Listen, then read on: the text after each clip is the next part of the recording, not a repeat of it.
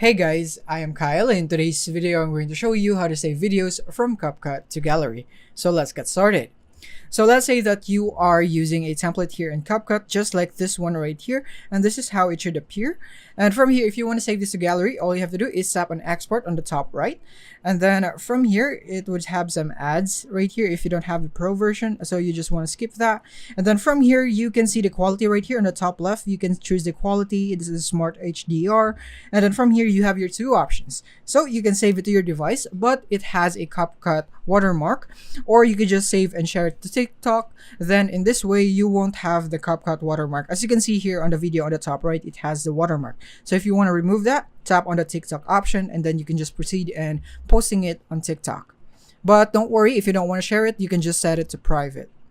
And there it is. So now let's say that you have a project here in CapCut that you want to save to your gallery. So for example, is this one. So this one right here. So all you have to do is tap on the export button right here on the top right again. And this is what would happen if you are using pro features without your pro subscription. So if you want to use the pro features, you need to have the pro subscription. So how can we do this? So we need to remove the pro features right here. Otherwise, we can't export our video. So let's remove that. And then from here, you can see what pro features you are using.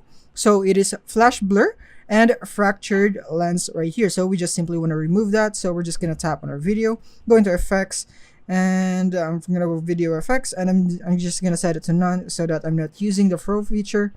And the next one for the animation, I'm just set it to none right there. So there are no pro features now on my video. So all that's left is tap on export. And now we will now be able to export, and then there we have it. It is now exported to your gallery. And then now you have the option to share it to TikTok, Instagram, Facebook, WhatsApp, or whatever right there. So that is basically it on how you can save videos from CapCut to gallery. Thank you for watching.